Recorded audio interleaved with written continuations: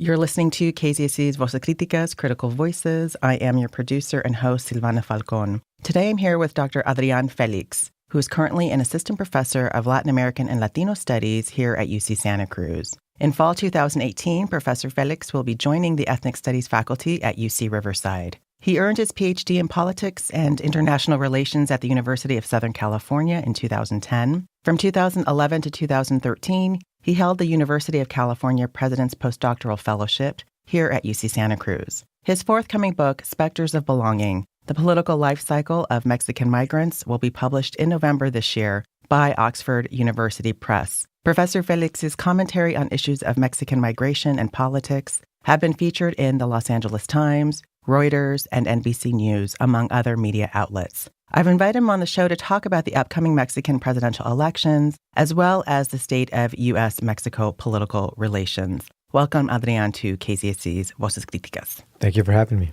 The current Mexican president, Enrique Peña Nieto, has been in the U.S. news because of 45's racist remarks about Mexico and about Mexican migrants. Do you think Peña Nieto did enough to stand up to the racism and xenophobia coming out of 45's campaign and now his current administration? Absolutely not. I mean, I think in many ways, Peña Nieto's sort of posturing and gesturing around this issue was sort of empty, sort of rhetoric. The clearest example of this is his poor decision, in my opinion, to actually invite Trump, then candidate Trump, to Mexico and have a meeting during his campaign, which had very mixed results. I actually fielded a survey among Mexican migrants in the United States around that decision, around that move. And even though results were pretty mixed, I think it was very indicative and telling of how the Peña Nieto administration has done a poor job in responding and confronting in substantive ways Trump's discourse and his policy against Mexican nationals and Mexican migrants in the United States.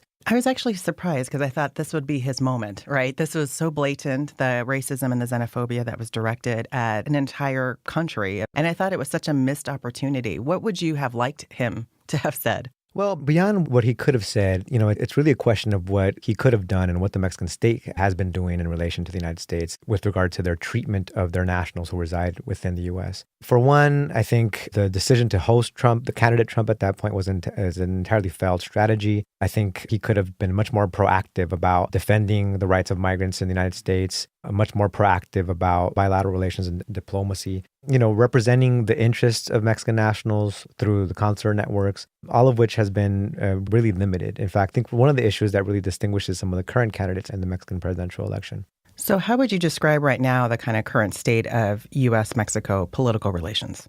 Well, to understand U.S.-Mexico relations, we have to first and foremost recognize that it's an asymmetric relationship characterized by U.S. imperialism. You have basically two of the most unequal countries right next door to each other. And historically, that relationship has been characterized by a condition of mutual dependence. One of my colleagues, Professor Marta Menchaca, has written about this mutual dependency that has characterized that relationship and that the U.S. has fully and thoroughly exploited. The U.S. being the hegemonic dominant partner in the relationship and always sort of exerting its will politically, economically on Mexico. And with very few exceptions, Mexico really being kind of a complicit, Mexico's leadership anyway, being complicit in that sort of asymmetric relationship. And, the Peña Nieto administration is really no exception, despite kind of whatever rhetorical gesturing might be happening. It's pretty much a continuation of that same pattern. Now, we are entering a new chapter in U.S.-Mexico relations under Trump, which is characterized by even more kind of unilateral U.S. imperialist ambitions. But that asymmetry and that inequality is still central to that relationship. And so let's talk a bit about the upcoming presidential elections. These are happening on July 1st. Andrés López Obrador is the reported frontrunner. Who is he? What can you tell us about his politics? Tell us about a bit his political party.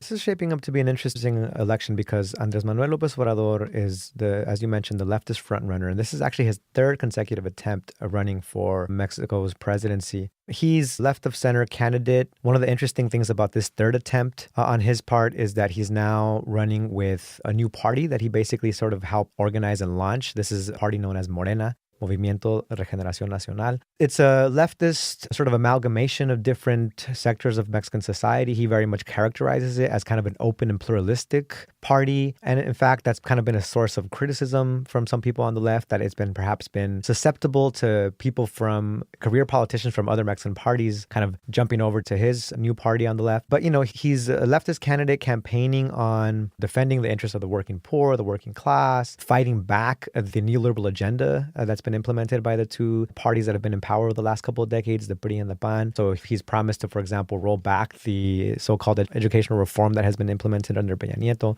which is attempting to privatize education. So he's calling for making education accessible, especially to poor youth, defending indigenous education, for example, indigenous languages. And economically, he's been in some ways mischaracterized by the domestic and international press as this kind of leftist populist, and in fact, compared to, figures like the late Hugo Chavez. And in many ways, that's kind of somewhat inaccurate and a mischaracterization in terms of policy, in terms of what he's proposing, and largely part of a kind of negative campaign attempt to instill fear and stoke fears in Mexican voters or certain segments of the Mexican population. But interestingly enough, in this third attempt, he has actually maintained a pretty wide margin in most polls. So everything seems to suggest that he very well may win this election. Again, this is his third attempt, which would be a historic victory in some ways. And so why is third time the charm for him? He's actually been campaigning on some similar issues since he first ran for president 2 cycles ago. So I think really what this is symptomatic of is more of a kind of retrospective vote, if you will, on the part of the Mexican citizenry. In other words, people are looking back and assessing the political performance of the two dominant parties, the PRI and the PAN, which have been in power. PAN was in power from 2000 to 2013, and then the PRI returned to power from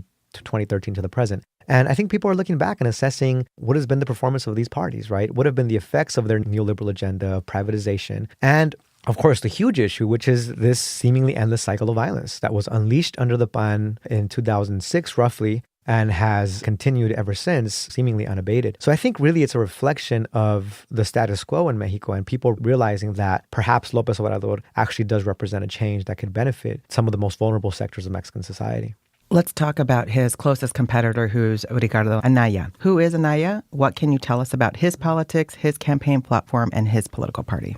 Ricardo Anaya is the presidential hopeful for a seemingly incongruous coalition between the right-wing party, the PAN, which is his party, and the, nominally leftist party, the PRD, as well as other parties. Anaya, frankly, is pretty much a middle-of-the-road panista. He really represents more of the same in terms of this agenda of neoliberalization and privatization. Of course, on the campaign trail, he's speaking to some of the most pressing issues that most Mexican citizens care about, attempting to address violence, attempting to address public infrastructure. The irony, of course, is that it was his party who kind of set those patterns in motion. It was his party that unleashed this seemingly endless cycle of violence. It was his party that, didn't finish certain public infrastructure projects. So that's sort of the contradiction and the irony there, that, they might be paying lip service to some of these issues that people care about, like security, like economic development and growth. But their vision and their model at a macro level is really more of the same. Neoliberal privatization and even kind of authoritarian forms of anti-democratic forms of governance, which has been the norm under the presidential administrations of both PAN and PRI executives.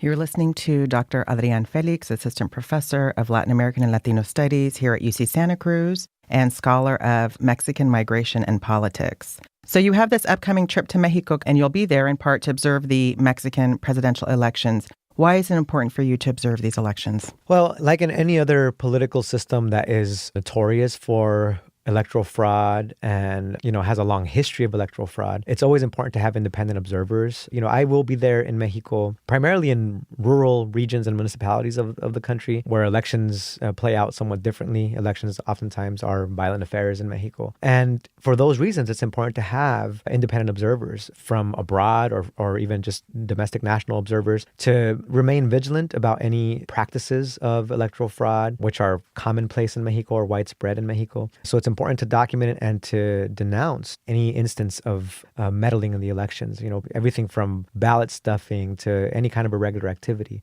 It's important to kind of remain vigilant and document instances like that. Every time you have an election in Mexico, there's always a huge debate about how widespread was electoral fraud, and having sort of the evidence to document that is key in post-election debates about any potential fraud.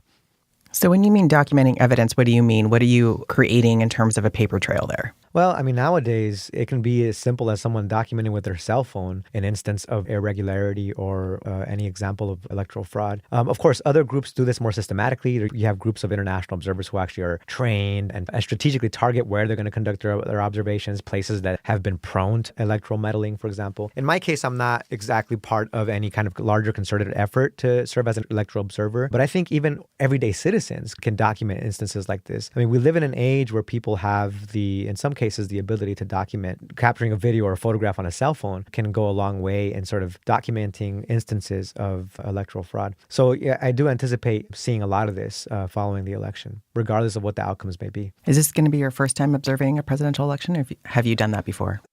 This actually is the first time I will be down there for a presidential election. I've been there for other local elections, but this will be the first time I'm there for a presidential election cycle. So you mentioned the PRI earlier, and for decades, right, this was the dominant party in the Mexican national scene. Where is the PRI? How have they sort of reorganized themselves politically today? So the PRI was in power for, over 70 years, losing presidency in 2000. And they were out of office for 2 consecutive presidential administrations and then returned to office in 2013 with the current sitting president, Enrique Peña Nieto. So the PRI has really kind of demonstrated this kind of ability to restore its power, not only by winning office once again. Of course, now they're actually performing quite poorly. Their candidate is actually trailing third in most polls, which again is a reflection, I think, of the discontent and the poor presidential approval rates for Peña Nieto. But the PRI, beyond sort of hanging on to federal power, I think has found a way to push forward its agenda by linking up with other parties like the PAN, and even in some cases with the nominally left PRD party, which is, running in coalition with the PAN. So in the field of comparative politics, we have a theory known as cartelization of party politics, which refers to this process whereby political parties basically become intercolluded, and irrespective of which party is in office, they really represent the same policy agenda, in this case, neoliberal reforms. And I think that's what the PRI has managed to do. So in many ways, even if it's not in federal power, executive power, it can have a lot of its political agenda pushed forward with other parties that are aligned with it, like the PAN or perhaps even the PRD. I think the PRI in many ways is trying to refashion itself, reconstitute itself, and find ways to restore its power, even if it's not holding the executive office. Because currently, the PRI candidate is trailing third, which again, I think is a reflection of how unpopular the PRI is with Mexican citizens and with Mexican citizens abroad. As I mentioned earlier, I've done surveys of Mexican migrants in the U.S., and the PRI has done really poorly when it comes to public opinion polling among U.S.-based migrants. Now, I know in some Latin American countries, voting is mandatory. Is that the case in Mexico? And if it's not mandatory, what has the turnout been typically in terms of percentage of people who come out to vote? Mexico is not a compulsory system. Voting is not obligatory. Yet voter turnout hasn't been too low compared to other countries like the United States, for example, that has kind of a longstanding issue with low turnout rates. But the contradiction in that, the irony is that historically, voting in Mexico had a ritualistic process of just perpetuating the PRI's power. In other words, the PRI had a very well-oiled machine in bringing out the throngs of voters who would uncritically vote for the PRI through a number of practices, clientelistic practices, corporatist practices, and even through intimidation and violence or coercion. So even though seemingly high or healthy voter turnout rates were basically masking deeper issues of clientelism and corporativism, ever since the PRI came back to power, the last couple presidential election cycles, voter turnout hasn't been as consistently high. So that, I think, is an issue for many political observers and a worry for many political observers in Mexico, a sign of disengagement and withdrawal and disenchantment with politics in Mexico. It's an interesting kind of contradictory pattern where voter turnout was not obligatory, was somewhat high historically, but wasn't really democratic in many ways. And now, as the country has transitioned into democracy, voter turnout hasn't been as high. So it's going to be interesting to see how different candidates try to mobilize voters. So I want to talk a little bit about Mexican migration to the U.S., given that's also one of your areas of expertise. And so one of the things that I want to sort of unpack a little bit is the ways in which the discourse for supporting Mexican migration can, in fact, reproduce sort of a problematic binary. So, for instance, people will say immigrants do the jobs that U.S. people won't do, and therefore we should support Mexican migration. What do you think, as a scholar of this area, as a concerned citizen, as a concerned person, what is inherently problematic about this kind of distinction between like U.S. laborers and immigrant laborers, and this discourse that we must support immigrants because they are so willing to do this service or agricultural labor, which we know from research is highly exploitative. Yeah, well, the contradiction is that it entirely racializes and almost naturalizes sort of the labor exploitation of Mexican migrants in particular. In other words, this idea that Mexican migrants are sort of fit to perform only certain kind of jobs sort of leaves out the different kinds of injustices and forms of racialization and exploitation that this population has been subjected to say nothing of the kind of upward mobility or the possibility of upward mobility for the U.S.-born children of Mexican migrants, for example. And it's one of the many kind of myths that is deployed around Mexican migration, this idea that Mexican migrants fill certain kinds of labor niches and sometimes take away the jobs from rightful Americans, right? So it's kind of a double-edged sword. It's part of a discursive regime that seeks to further racialize and kind of manipulate the structural condition and positionality that Mexican migrants are sort of trapped into, even though migrants themselves oftentimes kind of push back against those structural conditions and find ways, in some cases, of breaking out of that. So under this current administration, too, we've seen a reported increase in requests for dual citizenship at Mexican consulates throughout the U.S. Can you provide us a bit with your assessment of these dual citizenship programs and what they are, in fact, accomplishing or perhaps not accomplishing? So the Mexican government reformed its constitution to provide or extend dual nationality to its citizens or nationals who reside abroad in the late 90s. And, recently we've seen an increase or an uptick in dual nationality petitions. People who become naturalized citizens in the United States can now sort of reinstate their Mexican nationality. There's a couple of, I think, factors at play. Once the Trump administration kind of came into power, there was a lot of fear and concern about the future for these populations in the United States. There was a kind of a narrative about people becoming interested in reinstating dual nationality, seemingly kind of suggesting that people perhaps were considering an eventual return to Mexico. But, it's actually the history of dual nationality and this debate around it, it's much longer than that. Migrants have been pushing for dual nationality for some time. And I think that was really part of this effort or movement to gain extraterritorial citizenship rights for migrants, people wanting to play a role in Mexican political life, people wanting to be able to vote from abroad, for example. That's been part of a long sort of debate and effort on the part of organized migrant communities for decades, really. And it's been sort of a slow, incremental process. First they obtained dual nationality in the late 90s, but they couldn't yet fully vote from abroad until 2006. And one of the other kind of achievements of this long-standing effort to organize for dual nationality and extraterritorial citizenship rights is that now, in this current presidential election cycle for the first time, Mexican migrants who live abroad can actually obtain their voter identification card, which is the key prerequisite for voting in Mexico, in U.S. consulates. Prior to this election, that was not the case. Mexican nationals had to petition and request to obtain that ID card in their districts in Mexico, which meant that basically for the millions of people who are undocumented, that was out of the question. People weren't going to be able to return to their home district just to obtain this voter identification card. But,